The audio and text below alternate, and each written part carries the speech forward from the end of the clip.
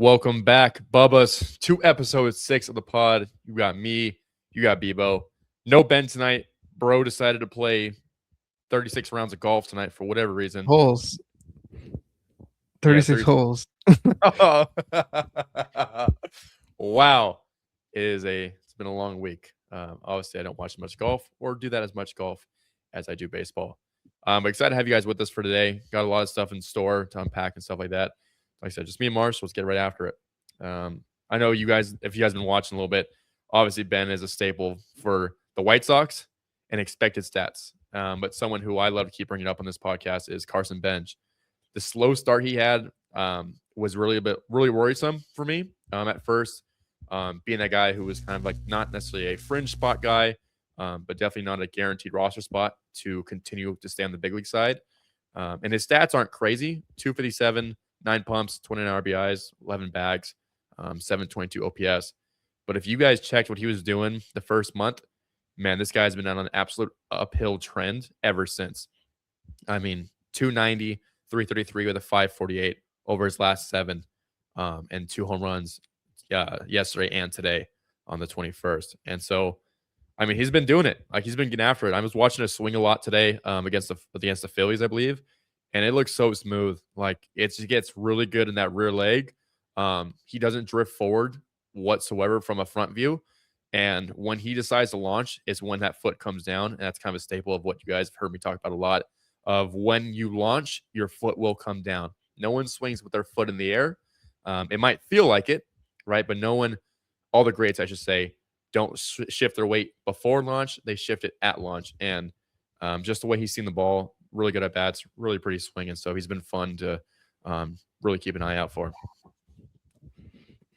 Yeah, this guy's a total athlete too. I think today they were talking about how he used to pitch in college too. So definitely a guy that the Mets are going to build around. And I know you said he struggled early. I know you have him in fantasy. So I tried trading for him early when he was like hitting like 112, 115, something like that. But you were like, no, this guy's my future because we're in a dynasty league. So even before this turnaround, I knew that you liked him, and I knew that you believed that he's only 23. He's getting his first run at the bigs, so like, um, obviously he's gonna struggle early, um, and as he's worked his way out of it, yeah, he's turned into one of their guys already at 23. So A really yeah, a really cool stat Marshall got right here is that 40% of his balls are right up the middle, and then 30, and then 30 on pull and opposite field. So he's going right back up the middle, which tell me he's on time for a lot of pitches, no matter where they're at, off speed, fastballs,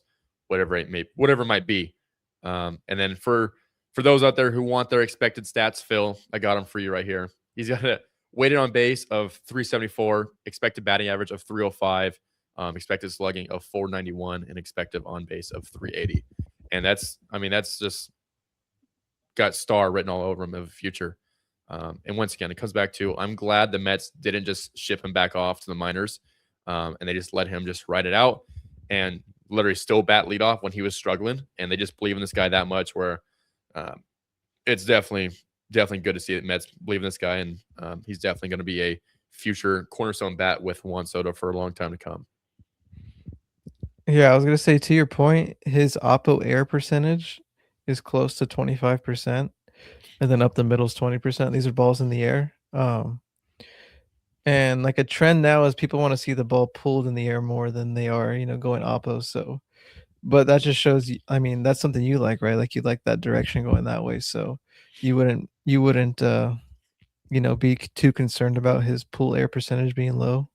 No, I find that so crazy. People are like, you need to pull the ball in the air. The best hitters in the game today only pull the ball in the air. But it's like, I mean, yeah, because baseball's hard. I get it, but like, you got to be a complete hitter still. Like, there's still the shift. Like, I'm gonna just put my left fielder in left center field and force you to poke one over there. Obviously, you can't put a second baseman in right field anymore. But I mean, that part of the game I don't like. Just not seeing a complete hitter. Whereas if someone guy just casts his hands out there and he's big enough and strong enough, he just gets away with it. Obviously, he worked his ass off to get that strong, so it's obviously not luck. Definitely the work was put in to do so. But yeah, I'm not a fan of just being straight pull side, pull side, pull side, especially with younger hitters. Like, you got to be able to control the barrel, control where you want it to go. And then eventually when you get to a pro ball and you know your body and you know your swing, then you can look to just absolutely do damage, especially if you play a corner infield position, corner outfield position where you're not really bringing much maybe defensively, where you got to bring it with that bat. So Yeah, totally. I know that's a trendy thing right now, so but I agree with you. so weird. I don't. It's weird how much baseball's changed, even just over like the 10 years we've like. Well, I guess not 10 years, but like 10 years since us being kids to like today. You know what I'm saying?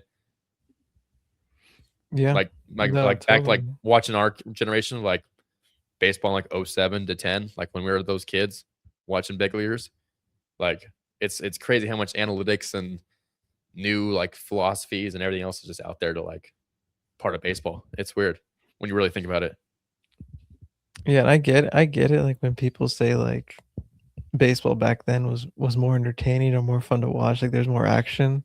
Like, that was true, like, there was, but it was because of the pitching Yeah. and, the lack of pitching when it comes to, like, bullpen arms and, 1 through 5 starters. Like, obviously, those guys were still studs, but, the velocity and all the Yeah. movement that we've talked about in this pod so far, that obviously it limits that excitement sometimes, so And it's not like it yeah, wasn't there in the past. It's just more consistent with more guys doing it. That's exactly. all it is.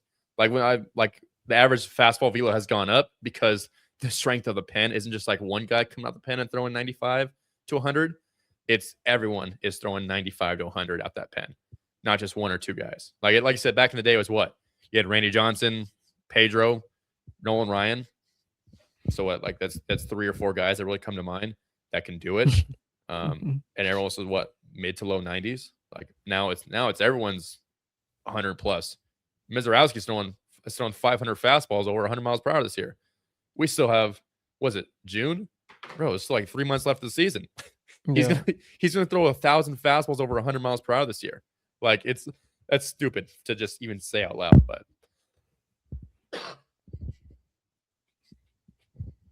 Yeah. No, it's been, I know we talked about Miz last pod, so not too much love to him because I'm still Paul Skeens over Miz. no, bro's not. Paul Skeens is like over 7 in his last starts with the Pirates. Not saying it's his fault, but like the guy's He over gave 7. up. Did you see the game yesterday? I I think he saw was the down. interference, or whatever. No, like they were in Colorado, and I don't know how they scored, right? The Pirates, they're away, so they scored first. And I was telling my brother, I was like, perfect. Like, how often does Paul Skeens get to pitch with a lead going into the first? And then first hitter inside the park home run. 3 pitches in, I think he was 2-0 fastball. 3 pitches in, it was 1-1. diving ball to center field, rolls to 420, just burners, home run. Oh my god. Yeah, Yeah, McCarthy can fly too, so that's who it was. yeah, that guy was fine. Yeah, that's so funny. That's so good. All right, what you got next, Marsh? What's on the list for us? Yeah, obviously, Peach. if you No, hold on. watch if you Peaches. watch We're baseball recording here. Okay, go ahead. if you watch baseball, even if you don't watch baseball, I'm sure you've seen, some Manny Machado slander this year. He was, like, even on MLB Network, like, I think a couple days ago, they were asking about his struggles, and, people love to point back to the fact that he worked with Teacherman, like, before the season. So, obviously, you being, having worked with him in the past and, um, you know, agreeing and liking his philosophies, as do I, how do you feel about people, like, kinda blaming him for Machado's struggles early on to start the season? Yeah, I was at OPP the day he went to go work with Manny, and I'm pretty sure it was, as my knowledge, it was one session. It was literally one time he went to go hit with him. Rich, I think, wanted to borrow a bat from AJ or something like that, grabbed it and kind of dipped out. But I saw a tweet that Rich kind of put out, and it was like, "This is when I worked with him, HLP in spring training, to whatever the hell Manny's doing now, and it's not the same swing." You can clearly see that he's fallen on his front side a lot, and not allowing himself to really stay back on that rear leg, and it's a heavy drift forward. Peaches, please. Peaches, please. Sorry. Peach, come here. You want to say hello or something? Come here. Peach, come here. Come here. Peach, come here. You want to say hi? Come here. Okay, come on. Come here. Hold on. Let's get her. Oh, oh. Okay, you good? Peach, you good? Are you okay? No. Hold on. Peach, we're recording here. Peach, we're recording. What do you guys say? Okay. Is that it? You just want to give me love? All Okay. right, not too much on the mouth. You don't let your dogs kiss you like that? Not really. What? You're just a baby Peach. Okay. Okay. Okay. Get down. Okay. Down. Peach. Down. Please get down. Peach. Please get down. Peach. Okay. You're a good girl. Yes. There you go. Good girl. Okay. Anyways, yeah. So Rich worked with, I think, Manny one time. And the tweet I saw from Rich was basically, this is not anything what he's done before. Literally, the tweet says HLP on the left, unknown on the right. And when you play the video, if you look on Twitter, you can see Manny's barrel snap and rearward on that backside. It's not a big forward drift move. And now Manny's swing is like it's just a straight fall out of his rear leg, and there's no control with it. And all of a sudden now, when you lose that rear leg, what's still loaded? Your hands. So that's the only thing you can use to go get the baseball. But once again, all of a sudden now, Manny's having a bad time with his swing, and kind of probably one of the worst years of his career, right? Oh, he worked with Yeah. Teacherman. Teacherman ruined him.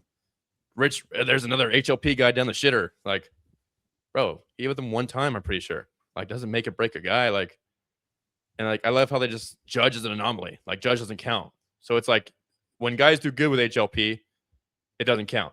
When guys do shit with HLP, it counts, and it's because HLP. But there's plenty of guys in the minors who are first rounders, second rounders, third rounders that don't do HLP, that are traditional nod of the ball, forward move, like that don't pan out. But they did it the right way, so they just don't get any shit for it. Like, it makes no sense. It's a very, very crazy double standard in today's game. Just saying. Yeah, and like you said, obviously you didn't go through college and you didn't go through high school and growing up with HLP. So like how long did it take you to adjust? Like there's no way you could work with Rich in one No. session, even if you're Bro. Machado and feel like, you're ready to go. Bro, it took me 6 months to learn HLP. Like, it took me the entire offseason to learn HLP. I remember being like in like the January 15th or so, like the middle of January, coming up on February, like we're getting close to reporting back for camps and getting swings rolling. I was like, bro, I'm not going to be ready in time. I spent the entire offseason this past 4.5 months, and I still am not feeling comfortable with HLP. Like, it took forever. It took me 3 months to learn the hand pivot. No, sorry. It took me 3 months to stay on my rear leg, and 6 months just to learn how to get rid of like my pushy hands and try to turn the barrel as fast as I can behind me. Like, even today, it's not perfect. Obviously, I'll never be perfect again because I got nothing to train for. my body ain't, like I said, my body ain't what it used to be. But it's such a hard thing where one session is not gonna make you HLP all of a sudden. You might like it, but there's no shot in hell after one session are you gonna understand HLP. Not one. I remember my first year of pro ball. I don't know if I remember that. I think I made like a little video on that. Bro, I had one session. I had 3 sessions with Rich going into my first year of pro ball, my first true year.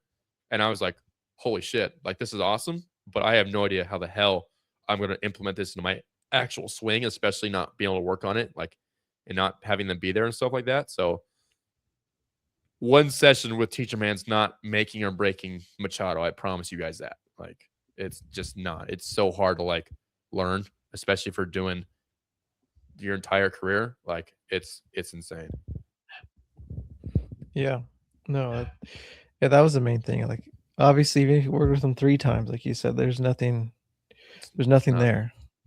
HLP is different than anything you've ever tried. And then I feel like the people who usually shit on it are usually the guys that either don't understand it or they don't give it the time to like understand it and like let their mechanics change for it to work for them. It's like, oh, this swing's shit. I'm just dumping the barrel.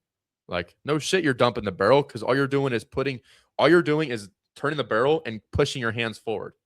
This is obviously a barrel dump.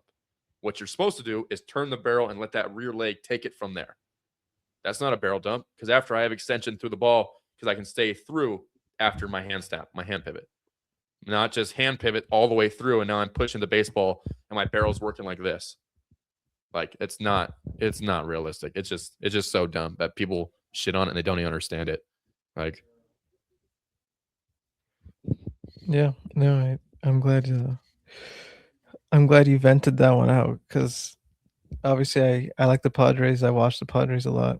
It sucks to see him struggle, even though it seems like he's still hitting his home runs. Like he's up to 13. He hit a big one yesterday against the Rangers and extras. So it's just the average and the hits aren't there. But the power.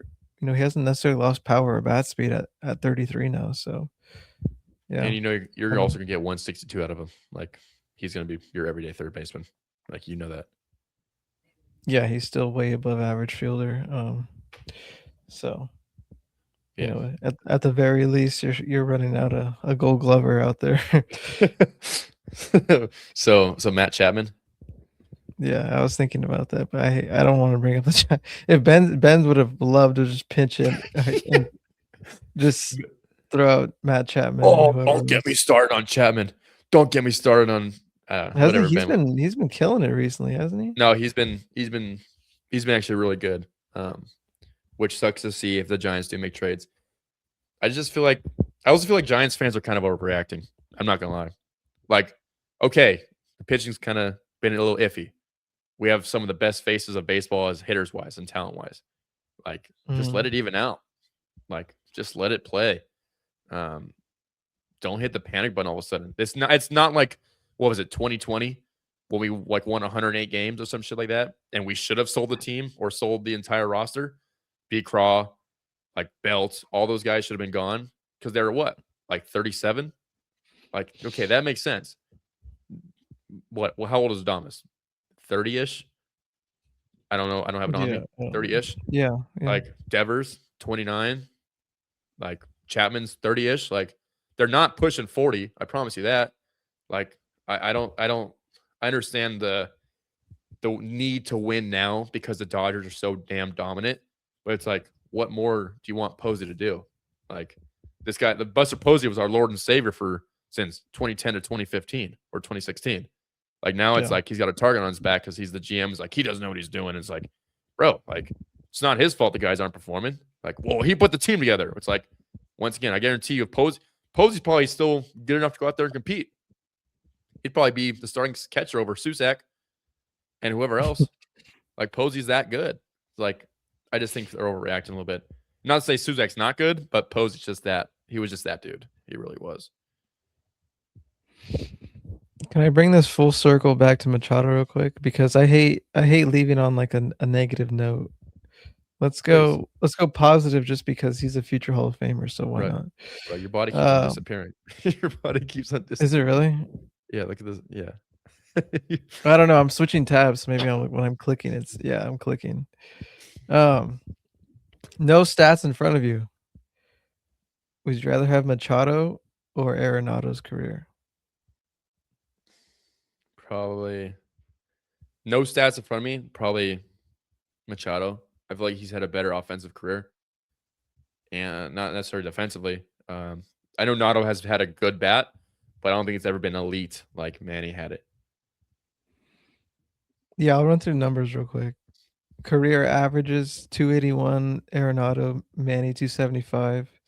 Home runs, Nato 361, Machado 382. And let's go with stolen bases. Who has more stolen bases? I feel like you're setting me up for failure, so it's going to be Nato. How many do you think he has? And Pro- and Nato how probably many has games? like 40 bags in his entire career. It's pretty good. He has 34. Yep, ball And knowledge. Machado has 118. Really? I He's don't. sneaky. Yeah, it's He's a like a good Josh base runner, Naylor. actually. I mean, I It's like a watch a Josh lot. Naylor. Josh Naylor's going to have X amount of home runs, but he's going to swipe some bags for you. just a good base runner. Yeah. Both Hall of Famers at the end of the day, anyways. But Yeah, 100%. if people want to slander Manny for half of a bad season, I mean, look at That's what I'm those numbers saying. I just laid out there. So Isn't it crazy? People just want to write motherfuckers off just for one bad start of the year, one bad half, like one bad stretch of like 3 months. Guys yeah. played the entire league at an elite level. Oh man, he hit with Teacherman. Now he's washed. Like, bro, it's baseball. You're gonna have your ups and downs. It's just I just think the casual fan does not understand like what the day in and day out looks like. Like, Yeah, bro, there's a you couple. said shit No, on Matt you're right. Chapman. Chapman literally said like I literally had to turn off my social media like because like fans think I'm just not trying. Like I just got my bag and I'm just not caring. Like I go home every night like wondering why I can't hit just like you guys. Like Yeah, there's a couple things like, um, at least for Machado, it's easy for me to put it this way. Like the Padres are playing well. Like the first half of the season, I know they've struggled like these last month or so, but to start the year they were hot and he wasn't. So that was even more pressure. Like one, it was a relief that they were winning without him and Tatis, but now that they are losing and he's still not producing, it's a little bit of pressure on him.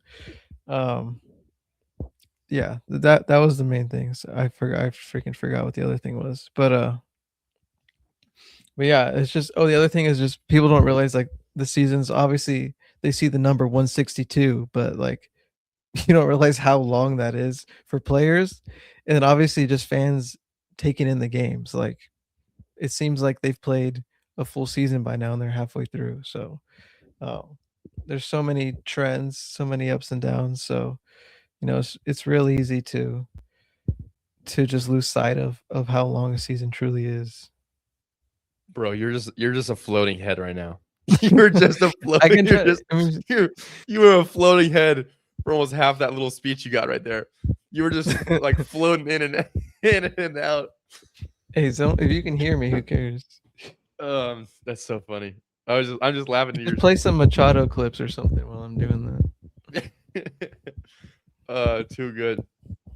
But to stay in the NL West, Bryce Eldridge is looking like an early candidate for the Rookie of the Year. Hitting 298, 6 pumps, 16 RBIs, OPS of 900. And over this last month, specifically 327, 416, 551. He's got superstar written all over him. And the best part about that is like, I got a front row seat to that show every single day.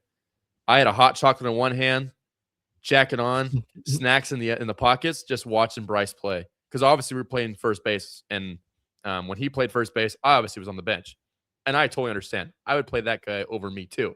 But to get him, watch him play day in and day out, like he was good, dog. Like his swing was always fluid. Even when he mishit balls, I remember he broke a bat in Eugene one time. He mishit a ball, 97, broken bat. Yeah, I just got on my hands. Like that's just stupid pop. Like he's always been a complete player, and I'm excited to have him on the Giants and have him be a cornerstone for my favorite team for a long time coming.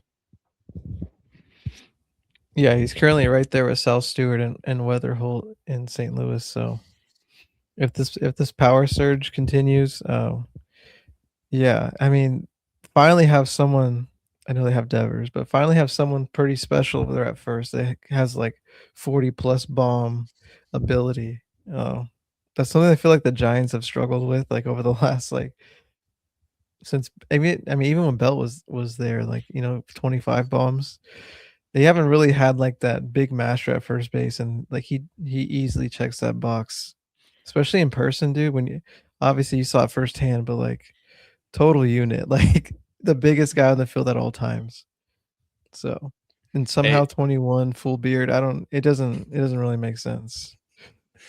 hey, is he the most exciting? Is he the most exciting hitter in that Giants lineup right now? Yeah, he's the only hitter in that lineup. Who else? I mean, Who dude, else? You're gonna try to convince me someone else in there is cooler? Devers, just from what he's done in the past. No, I mean, yeah, he's washed. he's around plus 500 to win Rookie of the Year. By the way, not sponsored by Yeah. DraftKings yet. Yeah, he's also hitting the ball 43% of the time, hard hit rate, 13% barrel rate, bat speed is 74 miles per hour, and his average degree at like attack angle 14 degrees, just whack. I mean, like I said, it was so fun getting to watch that guy, like day in and day out. Like I think I was playing like 2 days a week at one time in Eugene, and I was like, yeah, that guy's a big leaguer. Like it was so You fun. ever have any more info on either from him or from just the Giants in general? Like, why didn't they let him pitch? I Did he think not I wanna think pitch? no, they told him right away that he's going to be hitter.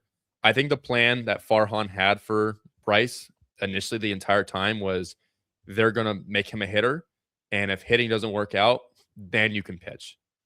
Like because he was throwing like 95 or 97, whatever it was, like Team USA and stuff like that. Um, and so I think that was a plan for Farhan, and obviously because he's such an elite hitter, yeah, you don't need that guy to pitch or have arm problems, and just like let him just mash and be that big lefty bat that the Giants have always needed for a while now. So Yeah, it just makes me sad when some of these guys like Caglione, Eldridge, like, yeah, maybe they're not starters, maybe they're not Shohei, but like, you know, an inning out of the pen would still be pretty electric. I don't know. If they I want mean, to, why oh not? yeah, I mean, yeah, shoot, Bryce can pitch too. They've done it Give him the their rock. I know, yeah, whatever, it's the big leagues, but they've done it their whole lives. They've been the best hitter on their team and the best pitcher on the team their whole lives, so, like, why not continue to do that? So But you want Paul obviously, you Skeens? gotta You want Paul Skeens yeah, hitting another I at want bat? Paul Skeens to You hit, want you yes. wouldn't want to see Paul Skeens hitting in the big leagues? You want to see him being Otani hitting? And would it, be sick if Paul Skeens did what he did in college, catches one day, Yeah, DH the next, gets ready for his yeah. start another. Imagine he was When catching, bro. That'd I be mean, when he crazy. transferred, I was pissed, like, I remember when he transferred, I was just, like, looking up, like, "Are they gonna let him hit? Are they gonna let him hit still?" And no, and I'm pretty sure even when he made it to the Pirates, like, he said, like, in the future, he would wanna hit, like, out of something like that, like, he wants give him a chance to take a swing or have an at bat or something, but I don't know, he's probably too far removed now. Yeah, no, but no, I'm gonna see. We gotta get Bryce in the pod. I'll reach out to him. That'd be sick. Just us talking. We played Chell. Me and Tuck. We played Chell with him a couple times too. And Chris didn't know who he was. He's like, oh, just one of Andrew's teammates. And then he told his Yeah. dad, "He's like, you played NHL with Bryce Eldridge? Are you kidding Yeah. me? You know who that is?" He's like, "No." He's like, "He was good at Chell though." His dad Was he was good? his. Yeah, he's nasty with the sticks. He's nasty Dirty online. Dangler? Yeah, he was good. Him and Tuck were a good little duo. And I was just sitting back there watching the guys make magic on the ice. It was pretty electric. Yeah. I I kinda wanna transition. I know this is your pod, but I wanna since we're on the topic anyways, Like imagine if Bryce Eldridge didn't have the chance to get drafted, skip college, and be in the big leagues right now at 21 and last year at 20. Isn't that sounds insane, right? Like, why would you take away that opportunity from this guy who's so clearly talented, along with other people that do the same thing? But I mean, that's exactly what the MLB has proposed, right? With their new player, with their new CBA stuff. They said that they would eliminate the high school draft and then allow people to come out after 2 years of college ball. So yeah. I don't know how you feel about that. The way I opened it, obviously, you can probably tell like I don't like that idea because we're taking away opportunities from these high school kids to get to the big leagues faster. But yeah, what are your thoughts? Not a fan. Especially because they want to eliminate that 20-round draft, which has already been cut down once, to 12. Which is That's makes no crazy. sense. 12 is crazy. If you're cutting down to just 12 guys, like you're basically going to be losing a low A team or a rookie ball team. Like you're not going to have enough bodies for it. Like, and then for the guys who work their butts off, like you said, those high school guys, to just force them to go to college, not for 1 year like NBA, but 2, like that the path to get to the big leagues just becomes even harder, especially for young talented guys. Let's say like a Bryce who was drafted when he was 18 or whatever it was. Yeah, these international guys can still be signed when they're, whatever it was, 18 as well. But now they're in pro ball, in rookie ball, and or if they're good enough in like double A, while these guys who could be in pro ball are still stuck at, their college year at their SEC school, whatever it is.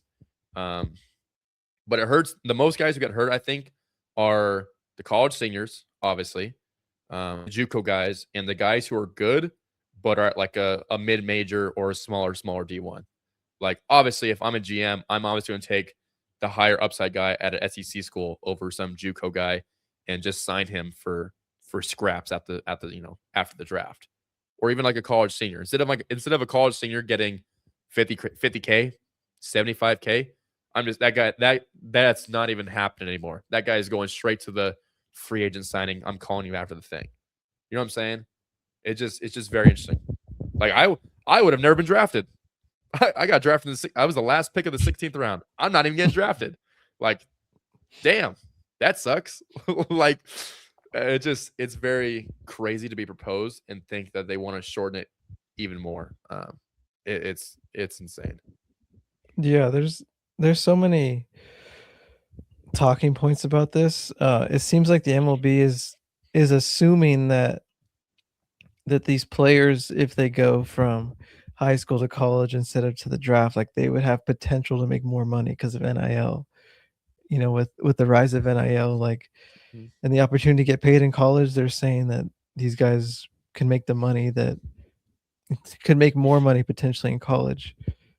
But I mean, this is actually something I study, like with my sports management and like my master's program. Like, that's just not true. And you know, obviously, the big schools in the ACC and the SEC are going to have the money to buy, to buy players and sign some of these top talent high school prospects. But the majority of schools do not have the NIL money to pay baseball players. It's all going to basketball, men's basketball, and it's all going to football, right? There's a reason we're losing a lot of college sports. Like, programs are being cut across the country because of NIL. They're having to fund football and men's basketball. So the rich are going to get richer, sure. But, a lot of these programs are going to keep falling. Talking about baseball. There's not going to be that competitive balance that there once was, even when you played just a few years ago. So from that side of it, there's just no way. Um, they're not going to be making money in college, and they're going to be making even less money when they do get drafted. And then to top it all off, they're not going to get to the bigs until mid 20s. Maybe, I don't know, maybe they go from college straight to MLB, but they've never done that before. Um, and then we And talked about on a past show, like with arbitration and like the contract extension, the rookie deal stuff, like all the control that they have, like that would have to be reshaped completely if they even like agree to this type of stuff. yeah, not only is this guy gonna maybe break the big leagues at 25, now you have him till he's 31, and he's not making what he's worth for 6 years. What the shit? And there's so many guys Yeah. out there that are just late bloomers that suck when they're 21, suck when they're 22, suck when they're 23, but obviously like they just linger around. And then by their 24, 25, it's like, oh, shoot, this guy's actually a hell of a ball player. Those opportunities for those guys who just need time, need reps, done. Those guys are working 9 to 5s. There's going to be no more of that. Like they're going to have a shorter leash for guys like that. Like it'll be horrible to see if that would happen. Um, yeah, not excited if that happens. But the lockout is coming. It's just what kind of stuff gets changed, what doesn't, all those kind of things. Yeah. And I mean, one of the last things I'll say about this is just that, like, I'm just so caught up on the money stuff. Uh, some of these players that get drafted in these rounds, like, they sign for six figures, right? Even not the top picks, but a lot of players sign for six figures that aren't top players. They would never get that with NIL money, especially with all the talent that would be going to college and all the lack of just total NIL money in baseball in general. So they would never get the signing bonus they get from an MLB team in college. So they're going to be making way less money. And if that's like there's one of the biggest arguments for eliminating the draft, like they should say no 100%.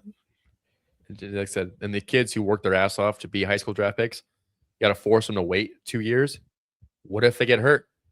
What if they don't pan out? Like shit happens. Like, and now all of a sudden, instead of getting my guaranteed $7.5 million, I got to go to college for 2 years. I might suck. I might blow up my ACL. I might have Tommy John. Like, there's so many just unpredictable things that could happen, that could go wrong, that just absolutely kill your chance from even seeing that $3 million in the first place, just because. Like, Yeah. Hey, but you know who's gonna get a bag probably this offseason or this draft? Who? You tell me. I just don't know if he's gonna go into the draft. I think he is. Pretty sure he is. Owen Hole, UNC. He's a junior, so he should be going to the draft. ESPN has him anywhere from day 2 to 5. Guys hitting 390, 497 on base, and slugging 614. I mean, guy's an absolute stud in the box. Just watched some of his swings over the past couple days, and really kind of throughout this entire Omaha run. That boy's got a sweet, sweet, sweet swing. I mean, it is so smooth, so fluid. Yet he's parking these balls off the bat at 110 miles per hour. And he actually started at his career at George Mason, which is pretty funny to then go over to UNC and absolutely be an absolute dog. Pretty cool stuff to see right there. Bro's even got like 30 multi-hit games in his career. Like he's not just like a slap guy, little lefty. Like he's gonna hit for juice, he's gonna hit for pop. And I actually have really enjoyed watching him over this entire kind of postseason run for the Tar Heels. Yeah, I think you brought up late bloomers. Not saying he's a late bloomer, but for his height and weight and his build, like he's gonna grow into even more power. I know he's 21, but by the time he's 25 or 26, like he's gonna look a lot different. So, I know the power's kind of come along later in the playoffs, and he was 8 for 16 entering this this championship matchup with Oklahoma, and then he hit a big home run today. But yeah, like the power numbers, like the average and the slugging, like you mentioned, that's all good.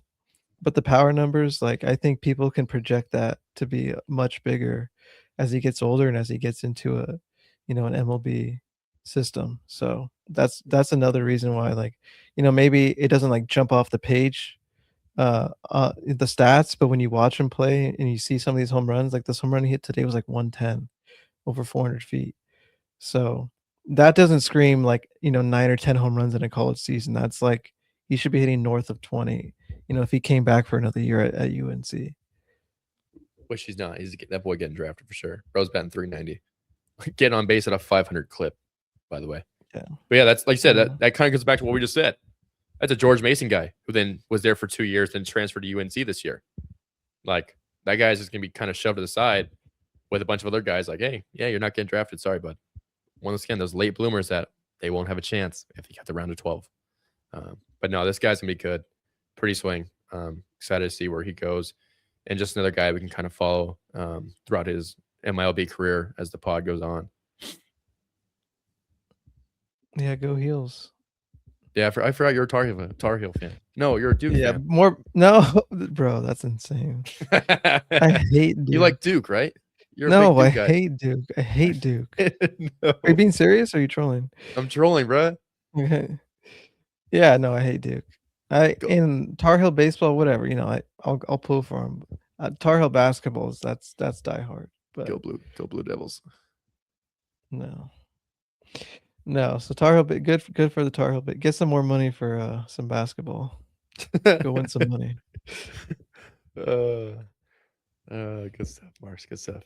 Anyways, I want you to send us home with the last topic. This is all you, Bubba. Well, I don't know exactly what topic you want to talk about necessarily, but you mean the some more rule changes and proposals from the MLB? As in the league realignment? Yeah. Okay. Indeed. Okay, I didn't know we got this far yet, but yeah, I know this pod has been mostly about some proposal stuff, so why not end it with the same thing? It is so much better without Ben talking about expected weighted on base. God damn. So, we just touched on high school drafts, potentially being eliminated. How about we add a couple teams in, some expansion teams, and we just completely realign the divisions. So we're talking 32 teams, 8 divisions, and they look something like this. It'd just be East and West. So if we go East, we have Yankees, Red Sox, Phillies, Mets. absolutely stacked. Atlantic, Orioles, Nats, Pirates, Jays. Southeast, Braves, Rays, Marlins, expansion team. Great Lakes, Cubs, White Sox, Guardians, Tigers. Then we head over to Central, Cardinals, Royals, Brewers, Twins. South, Astros, Rangers, Rockies, expansion. And then the final two are over here on the West Coast. We have Pacific, Dodgers, Angels, Padres, Diamondbacks, and up north, Mariners, Giants, A's, expansion team. So again, eight divisions, 32 teams. How do you feel about that? I absolutely love it. I think it fixes the travel schedule, right? Instead of Yeah, the I mean Giants going to, that's their main thing is less travel. yeah, Teams the are less wear and nearby. tear. Like, imagine if you're the Dodgers, all you gotta do is bus to Anaheim, bus to wherever else, and then fly to Arizona. That's your division. Like, plus that'd be way better for Los Angeles sports. Obviously, I'm sure that might be like a Giants series where they go up and down one time, just to keep that rivalry alive, in that tradition. But like, it'd be better for the players. You're not hopping from one time zone to another time zone and then back to East Coast or back to West Coast and then flying for another 6 game road trip. Like, it's a lot of travel, man, and a lot of wear and tear on the body. And I think it'd be really, really good for the players, and the local areas to actually be, in their actual setup of like what their real division is. Yeah, I just don't like it. And I understand the travel part, but you touched on it, like the historic rivalry part, like you miss out on Dodgers Giants, or I guess you still have Yankees Red Sox, but if I'm looking through, there's no Cardinals Cubs, that's another big one. So, these teams aren't playing, and they aren't playing the same division, they're not playing as much per year, and you just lose that historic rivalry that's always been, what fans know as tradition. So that part I don't like, and then obviously the big one is like the the unbalance. Like, I read it off first, but did you see the freaking East? Yankees, Red Sox, Phillies, Mets? You better compete. Like, I don't know. There's not. These are just like, you know, these aren't like official, and there's no playoff rules and set whatever. But like, imagine if only one team gets to make it out of that division, and then you have like, the Orioles or Jays like just destroying the Pirates and Nationals, beating up on them. Like, it would be, I just feel like it'd be so unfair You're just looking at it to right now, though. You're just looking at it right now. Sure, they might dominate right now, but you know about in 15, 20 years. Plus, like the Dodgers, yeah, the Dodgers would lose the Giants, when but have the like, Pirates been good? bro, they'd be decent. Give them a couple years, bro. They They have Hunter haven't been Griffin. good. We're talking about history here. Like, throughout history, these teams have consistently been good. Yeah, I mean, but it's not that deep. I think it's deeper than you're Yes, thinking it about it. is. Plus, there'd be new rivalries. What if there's a new rivalry with like, I don't know, the Blue Jays and the Pirates? That'd be sick. Like, as much you might lose some rivalries, like you can also gain some. Like, now the Cubs and White Sox are actually in the same division, playing each other. Was it like 14 times a year? Like, Well, that's what I was gonna bring up. So I looked up the math on this, and right now they're playing each other 13 times if you're in the same division. And then if you multiply that by 4, that's 52. So we're getting 52 divisional games. And if they lessen the teams, then they would have to uh sorry, yeah, 13 times 4, 52. But if they lessen the teams, then you're gonna have to up the games. So then we're having, instead of 13 games against your division opponent, you're probably gonna get like 20. So that's a lot. Like, you're gonna get a lot of like Dodgers Padres. I know that's a good thing. People like to watch Dodgers Padres play, but like, why would you want to play 20 times? That's a lot of games it's like the against minor just one leagues. person, one It's play like the or minor one leagues. game. You're playing the same in the Northwest League. Or the Pacific Northwest League. You're playing the same 5 teams, just cycling through them.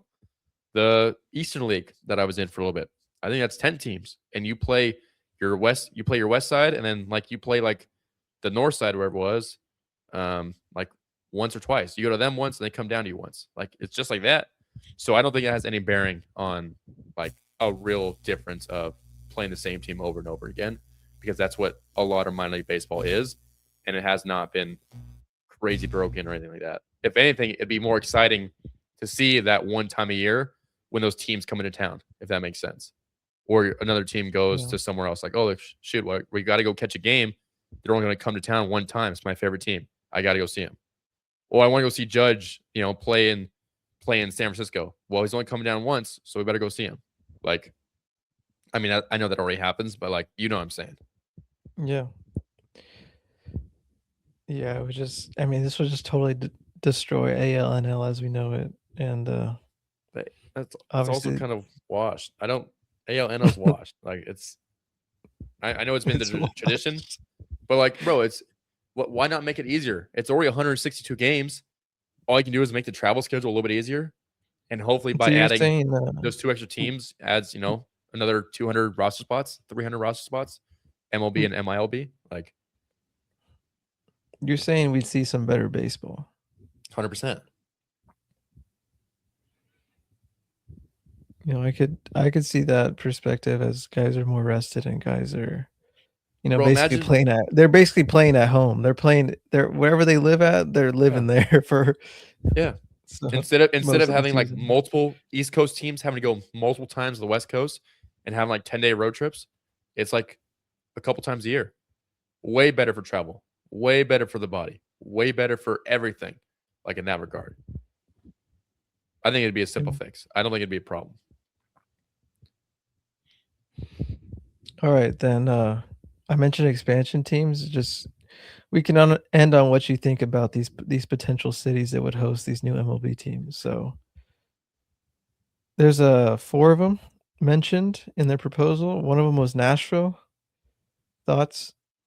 Give me. So give me all four, and I'll rank them. Alright, you can rank them. We got Nashville, Wait, Charlotte. wait, hold on. So we have. I'm ranking. Sorry, you know what I'm saying. I'm ranking the top four expansion teams, and I gotta pick two out of the four. Sure, Okay, let's do it. Nashville, Charlotte, Salt Lake City, and Portland. Portland, Nashville. Yes, I think baseball Nashville would be cool. Yeah, we And see what it's like down in Tennessee, so they love it yeah, up there. it'd be cool. And then baseball, and this is gonna be a hot take, but I think baseball in Charlotte could be really fun.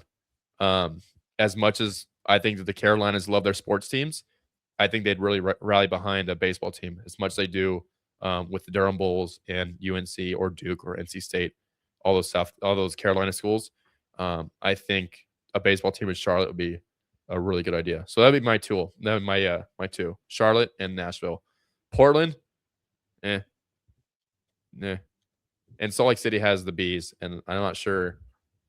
Honestly, it'd be like Coors Field, where it's That was like, what I was gonna say. are you really going to get many like pitchers unless you draft them to want to go play there? It's not as extreme, but the It's elevation is there. still pretty extreme. I know we're gonna have, Vegas, Colorado, and Salt Lake City.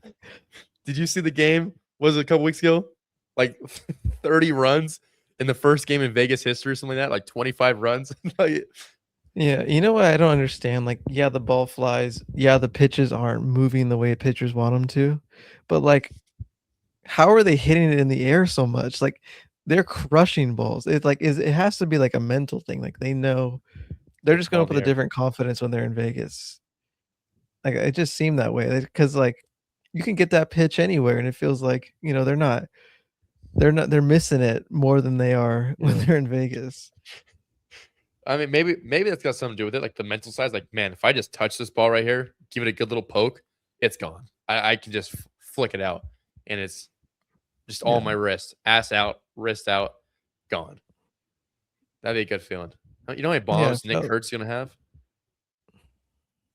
I mean, he already plays in sack. Like that ball flies there. Even more though. I Yeah, I know. It's ridiculous. I don't every time like Shea, I think Shea went like he was one I don't know what game it was, but he was like 1 for 5 with a home run or something. But all 4 outs were like flyouts to the warning track.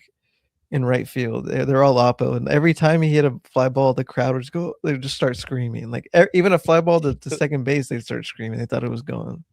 I mean, Air Force is gone. Fly ball to second base. Yeah, yeah. Get a team in Colorado Springs. That would be. I mean, there's already a team. What is it? It's only like an hour away, isn't it? Denver. Yeah, it's Yeah, close. it's close. Yeah. But Springs it's different. It's way higher. Is it actually? Yes, it's higher. Dude.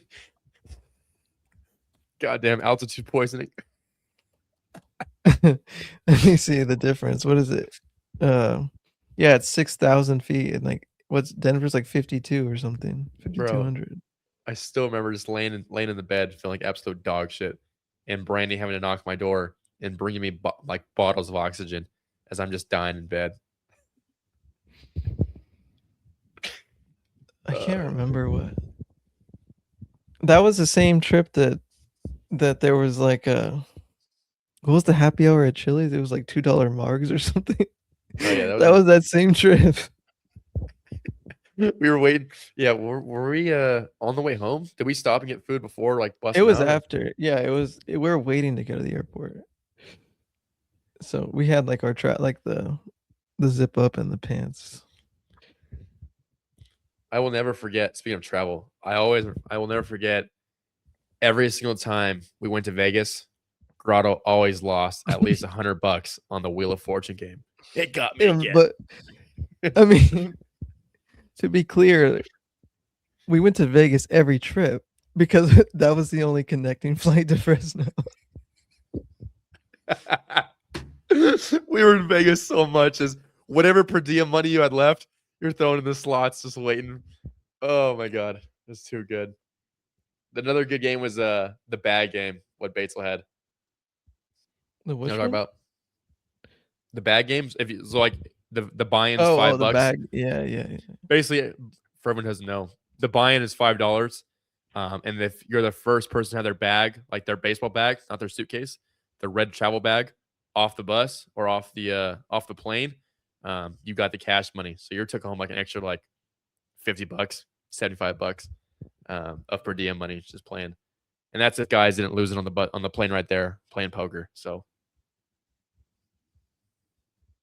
You know, speaking of bags, if we ever get Tommy on this, we can save him. Remember, you cannot put your bag where Coach's bag was. You know, like under the bus. On a road trip, you know, whether we're going to a game or to the hotel or airport, whatever, like your bag has to be away from like the coach's area. And yeah, Tommy put his bag over there, and I mean, Bates launched it, dude. It almost went over the railing. Well, I don't know, like we're at the Albuquerque airport, I'm pretty sure. And if it went over the railing, it was gone. Like there was nothing down there. But the funniest part was like we're all looking for our bags. We see it happen, and then only one person walks over to go like retrieve it from where it was thrown. So like everyone knows whose bag it was when they go get it. You know, that's the funny part. Oh, too good. Hey, how's the Jordan watch? Is he back in Triple He hit a Crown? home run today. I don't know about Triple Crown stuff. What's our weekly Jordan update? He's up to 322 with 25 bombs, 56 RBIs. Let me see. 56 RBIs? That boy's had 8 in 3 days. God damn. Let me see. ESPN has it. All right. Damn, he's behind Yandy for average. Still leading in home runs. And 5 behind Nick Kurtz for RBI. He's slipping, but I mean he's top 2, top 3 in every category, so whatever. He's still going to be the AL MVP though if he stays healthy, as he should. But the question is, do you think he stays in the Astros? Yeah, he has to. You think so? The Astros can ship him off and get an absolute bag for him right now, though. Like it might be time for them to just hit the full reset button and get an absolute bag for Jordan. they would get a lot. I don't know. I don't know how much has been talked about and how like real that is. I can't imagine him anywhere else. I mean, Who needs someone that's a triple crown league? Like who even needs someone like that? Everyone does. I'm joking. I don't know. It's What kind of a is weak. they're just It's gonna kind of mock him to the Dodgers or something every time. So what's the point of you? I mean, the AL East, AL East, or sorry, AL West isn't necessarily a powerhouse, so maybe they think they can like maybe slip in like a late push. You know what I'm saying? But at the moment, it does Yeah, not. I'm not even thinking this year, even beyond. Like why not? The AL Why West not? is always open. Why not just keep them for that? Yeah, again, like we talked about it last time, but their hitting is like tops in a lot of categories as a team. It's not a hitting thing. Obviously you could use Jordan to get more pitching, but man, Hunter Brown's getting healthy. Um, Eric Getty's giving them some good starts, but they've lost a lot of guys, so it's not the Hey, same. They're like a pitching factory at one point, with yeah. Cole and Verlander and all those guys they had. Hey, I got a question for you though. This kind of goes back to the expansion stuff. Do you think if the expansion stuff happens and it goes down to 12 teams, do you think the MLB would allow teams to trade like picks Yeah, finally? probably. They'd have to be able to trade picks. Like you could stack up 4 first round draft picks for, Jordan over the next 4 or 5 years. Like they'd have to, right? They'd have to allow that. And if Yeah, I so, think like how would teams utilize that, you think? yeah, it's tough. I uh, I think initially the thing is it's just hard to value in baseball first round picks. Like of course they have value. A lot of these guys make it. Maybe they don't. I don't know what the percent is. But a first round pick has the highest chance at making it to the MLB probably. So, that is valuable, but it's not the NBA and the NFL where first year players come in and play. So, yeah, it's tough to value like trading an MVP for a handful of first round picks because yeah, it could be worth it, but you better hit on those picks. And then I don't know, someone like the Dodgers or like we bring them up because of what they've done with like deferred money and all, the super team they built with no salary cap. Like, why couldn't they just throw as many first round picks as they want over the next couple of years to get even better? Initially it might make the league even more unbalanced, but I don't know. We wait to see. Like, it would be like a learning process to see, what The benefits. yeah, like what a first round pick actually Yeah, too. what type of value they have, yeah. I only ask because apparently Pittsburgh can trade their competitive balance pick this year, and like someone was saying how like they might trade it for like a better arm in the bullpen if they were to try and chase like a wild card slot. Yeah, I knew that was a thing. I don't even know exactly, like, the all the stuff behind competitive balance picks in those trades, but I mean, I guess it would be exciting. It'd be cool to think about. I think it'd be cool. I think the Dodgers would be the first team to say fuck them picks, sell them all. Yeah. Like they would be the definition of fuck them picks and have 4 or 5 picks at the end of the draft to call it good, and then just sign a bunch of free agents at the very end. I think that's how the Dodgers would do it. I mean, well, here's what I'll say. There's because now that made me think about there's no high school anymore. So there's gonna be first round picks in the second and third round, Yeah. theoretically. You know how many high school guys have gone in the first 2 rounds of the past like 4 or 5 years? I remember my draft class, 22, bro. The entire first round was high school guys. Damn near, I felt like at least half. Yeah. Yeah, if we're trading picks and all the pools coming from college, then yeah, it's gonna be a lot of first round talent. I mean, yeah, I don't know. I Like, guess you could say that anyways, but it just feels like if they're all from college and like the first 3 rounds is what would typically be a first round pick. yeah. No, that makes sense if you're, yeah. So Yep. good stuff, Bubba. Yeah, great stuff. Great stuff. What a better podcast I've been here.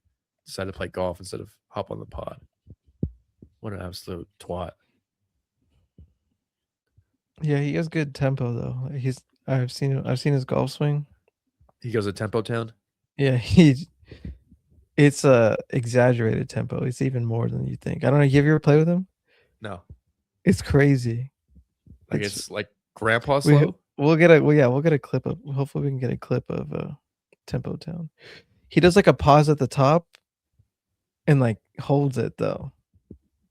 Like a golf Yeah. drill. I've seen people do that for like golf drills, not Yeah, like an yeah. actual swing. No, the whole thing is slow.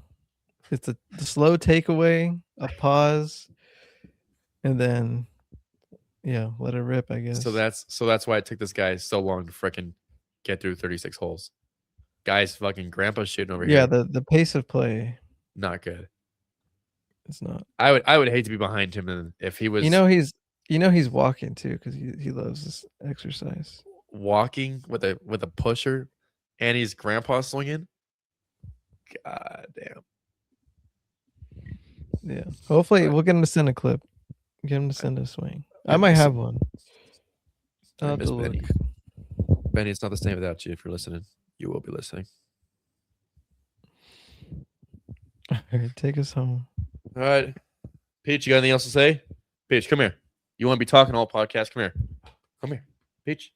No, you don't want to say nothing. Take us home, Peach. Peach, come here. Come here, Peach. Take us home. Come on, up. Peach, look. Ooh, come here. Ooh, good girl. Take us home, Peach. All right, that is the end of episode 6 with me and Bebo. Appreciate everyone tuning in. Till next time, Peach. Peace. Wow, Peach.